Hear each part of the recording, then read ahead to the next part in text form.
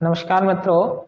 आज हम आपके लिए लेकर आए हैं कक्षा 10 विज्ञान में साइंस में चैप्टर फर्स्ट, जिसका नाम है रासायनिक अभिक्रियाएं एवं समीकरण। चैप्टर फर्स्ट साइंस में जिसका नाम है रासायनिक अभिक्रियाएं एवं समीकरण, इस चैप्टर के बारे में हम लोग विस्तार से अध्ययन करने वाले हैं, पढ़ने वाले हैं। लेकिन उससे पहले यदि आप मेरे चैनल पर नए हैं तो मेरा चैनल लाइक कीजिए, सब्सक्राइब कीजिए, शेयर कीजिए और बेल आइकन को अवश्य दबाइए ताकि आपको आने वाली हर वीडियो की नोटिफिकेशन मिल सके। चलिए शुरू करते हैं क्लास 10th साइंस का चैप्टर नंबर फर्स्ट।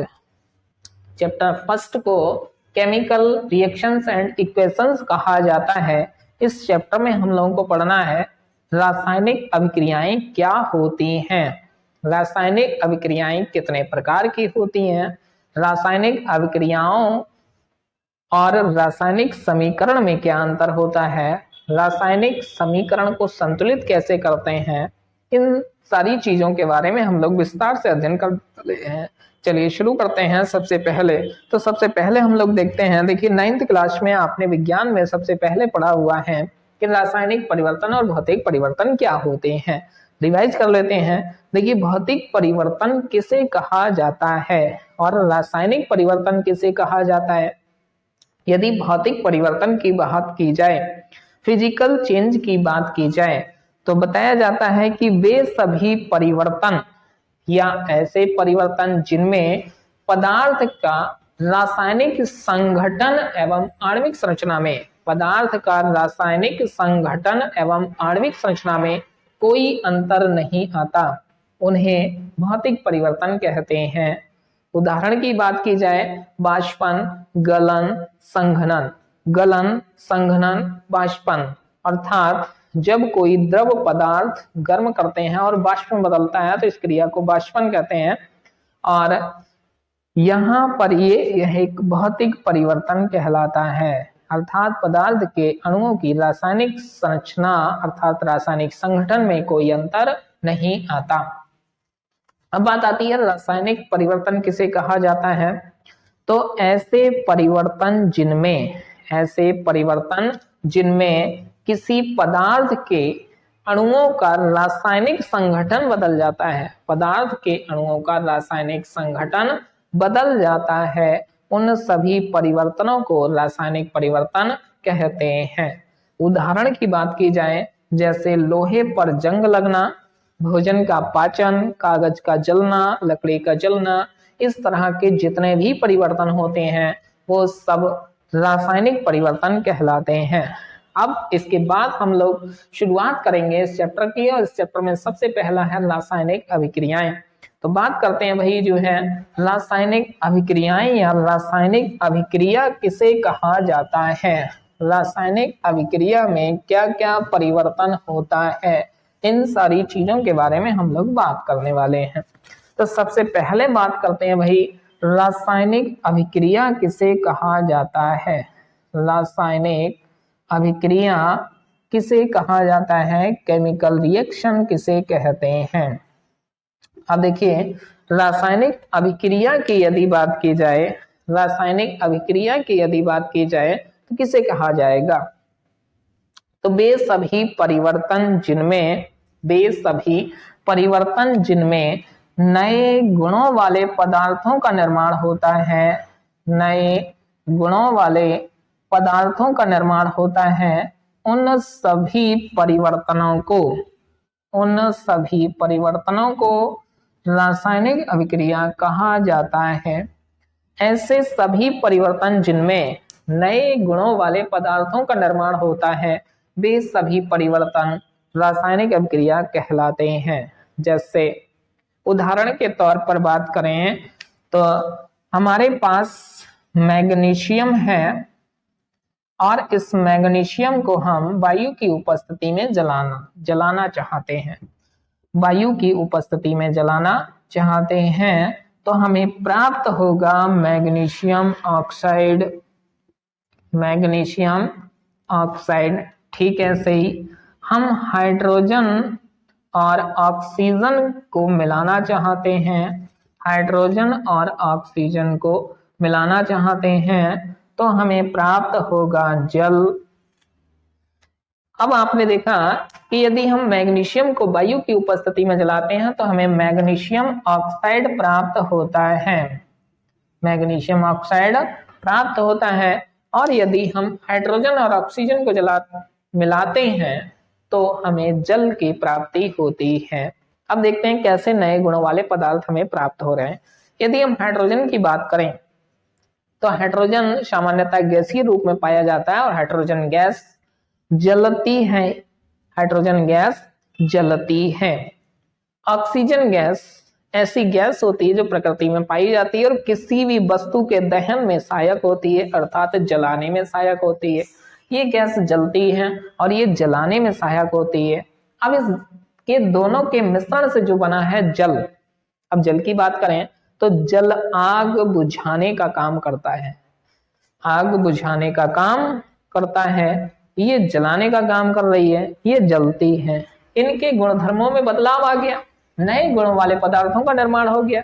तो ऐसे सभी परिवर्तनों को रासायनिक अभिक्रिया कहा जाता है।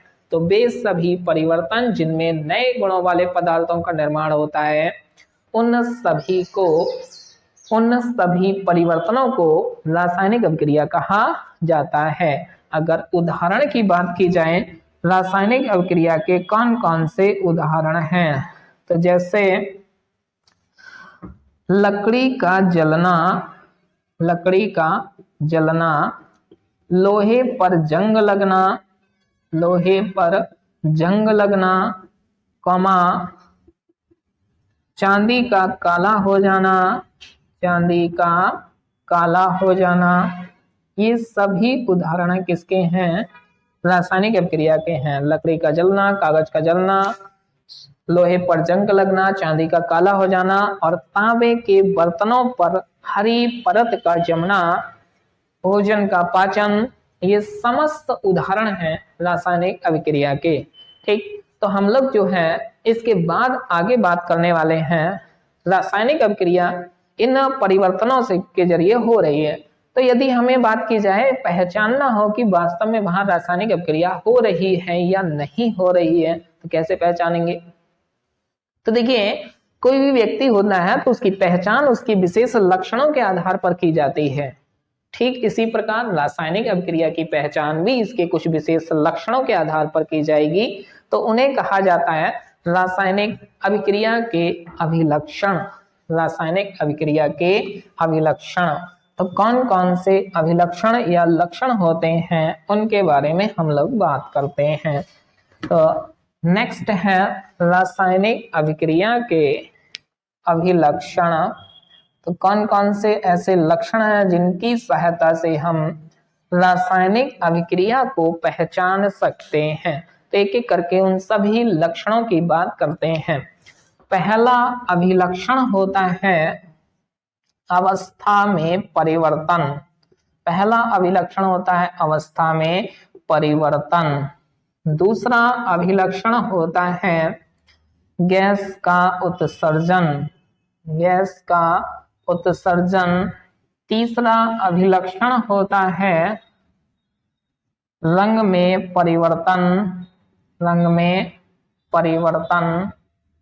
अगला अभिलक्षण होता है अवस्था में परिवर्तन, गैस का उत्सर्जन, रंग में परिवर्तन, तापमान में परिवर्तन, तापमान में परिवर्तन।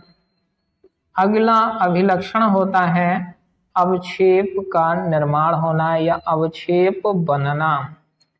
तो ये कुछ अभिलक्षण हैं जिनके आधार पर हम ये पहचान सकते हैं कि वहां रासायनिक अभिक्रिया हो रही है या नहीं हो रही है। चलिए एक एक के बारे में विस्तार से जानते हैं। पहला अभिलक्षण है अवस्था में परिवर्तन। पहला अभिलक्षण होता है अवस्था में परिवर्तन। तो यदि किसी अभिक्रिया के दौरान, यदि किसी अभिक्रिया के दौरान किसी पदार्थ की अवस्था में परिवर्तन हो रहा है, अर्थात वह ठोस से द्रव, द्रव से गैस या गैस से द्रव और द्रव से ठोस अवस्था में आ रहा है, तो उसे रासायनिक अभिक्रिया माना जाएगा। जैसे उदाहरण के तौर पर अभी हमने को जल के साथ मिलाते हैं तो वहां हाइड्रोजन गैस का उत्सर्जन होता है, और हाइड्रोजन गैस का उत्सर्जन जब हो रहा है तो उसे जो है रासायनिक अभिक्रिया माना जाता है। अगला आता है रंग में परिवर्तन। यदि किसी अभिक्रिया के दौरान रंग में परिवर्तन होता है तो उसे रासायनिक अभिक्रिया माना जाता है। यदि हम लोग उदाहरण की बात करें तो देखिए, जब कॉपर सल्फेट के विलयन में लोहा डाला जाता है, तो जब कॉपर सल्फेट के विलयन में लोहा डाला जाता है तो इसका रंग बदल जाता है, अर्थात इसे रासायनिक अभिक्रिया माना जाता है। अब जैसे चांदी सफेद चमकदार धातु होती है, लेकिन पहनते पहनते समय के साथ उसका रंग बदल जाता है तो उसे रासायनिक अभिक्रिया माना जाता है। ऐसे ही कॉपर या तांबे के जो बर्तन होते हैं, अगर उन्हें हम बहुत लंबे समय तक रखा रहने दें तो उन पे हरे रंग की एक परत जम जाती है, जिसके कारण उनका रंग बदल जाता है, उसे रासायनिक अभिक्रिया माना जाता है। अगला है तापमान में परिवर्तन। यदि किसी अभिक्रिया के दौरान तापमान में परिवर्तन होता है तो भी उसे रासायनिक अभिक्रिया माना जाता है। जैसे उदाहरण के तौर पर बात करें, जब हम चूने को जल में मिलाते हैं तो आपने देखा होगा कि उस दौरान उस बर्तन का तापमान बहुत ज्यादा बढ़ जाता है, और जब तापमान में वृद्धि हो रही है इसलिए उसे रासायनिक अभिक्रिया माना जाता है। अगला है अवक्षेप का बनना। अवक्षेप क्या होता है? तो देखिए, जब हम चीजों को आपस में मिलाते हैं, किसी विलेय पदार्थ को विलायक में मिलाते हैं, तो उस दौरान मिलाने पर चाहे निचली सतह पर या ऊपरी सतह पर कोई पदार्थ एकत्र हो रहा है तो उसे अवक्षेप माना जाता है। अगर किसी भी अभिक्रिया के दौरान इस तरह से अवक्षेप बन रहा है तो उसे रासायनिक अभिक्रिया माना जाता है। तो इन अभिलक्षणों के आधार पर हम पहचान कर सकते हैं कि रासायनिक अभिक्रिया हो रही है या नहीं हो रही है। अगर इनमें से एक भी लक्षण आपको प्रतीत होता है तो आप जो है तुरंत कह देंगे कि रासायनिक अभिक्रिया है, और अगर इनमें से एक भी लक्षण प्रतीत नहीं होता है तो आप कहेंगे ये रासायनिक अभिक्रिया नहीं है, ये रासायनिक अभिक्रिया नहीं है। अब बात आती है रासायनिक अभिक्रिया के बाद रासायनिक समीकरण के बारे में। रासायनिक समीकरण किसे कहा जाता है, तो हम लोग बात करते हैं रासायनिक समीकरण क्या होती है। देखते हैं भाई जो है रासायनिक समीकरण क्या होती है। अब रासायनिक समीकरण, जिसे केमिकल इक्वेशन कहा जाता है, किसे कहा जाए और रासायनिक अभिक्रिया से ये किस प्रकार अलग होती है। अब जैसे हम कोई रासायनिक अभिक्रिया लिखना चाह रहे हैं, जैसे हमने यहाँ पर एक रासायनिक अभिक्रिया लिखी, हाइड्रोजन और ऑक्सीजन की क्रिया करा रहे हैं हम, और इनकी क्रिया के पश्चात हमें जल की प्राप्ति हो रही है। किसकी प्राप्ति हो रही है? जल की प्राप्ति हो रही है। अब इसी अभिक्रिया को यदि हम प्रतीक के रूप में लिखना चाहें तो हाइड्रोजन का प्रतीक H2 होता है, H होता है, लेकिन हाइड्रोजन द्विअणुक रूप में उपस्थित रहता है, H2 रूप में उपस्थित होता है। ऐसे ही ठीक ऑक्सीजन का प्रतीक O होता है, लेकिन ये O2 रूप में उपस्थित रहता है प्रकृति में, और इनको मिलाने पर यहाँ हमें जो जल प्राप्त हुआ है, जल का प्रतीक H2O होता है, जल का प्रतीक H2O होता है। अब देखिए, ये हमारे सामने कोई रासायनिक अभिक्रिया लिखी हुई है, रासायनिक अभिक्रिया लिखी हुई है, और इस रासायनिक अभिक्रिया को यदि हमने किस रूप में लिख दिया है? प्रतीक रूप में लिख दिया है। तो जब किसी रासायनिक अभिक्रिया को प्रतीक रूप में लिख दिया जाता है तो उसे ही रासायनिक समीकरण कहा जाता है, उसे ही रासायनिक समीकरण कहा जाता है। तो रासायनिक अभिक्रिया और रासायनिक समीकरण में बस इतना सा अंतर होता है कि रासायनिक अभिक्रिया जो लिखी गई है वो इस तरह से, और जब इसे ही हम किसी प्रतीक रूप में लिख देते हैं तो उसे रासायनिक समीकरण माना जाता है, रासायनिक समीकरण माना जाता है। अब बात आती है जो रासायनिक समीकरण है, क्या ये बैलेंस है, अर्थात संतुलित है या नहीं, और इसे संतुलित कैसे किया जाता है और क्यों किया जाता है। तो इसके लिए हम लोग जो है नेक्स्ट वीडियो में बात करेंगे। आज इतना, थैंक्स फॉर वॉचिंग। आप बने रहिए आर के कैटालिस्ट क्लासेस पर।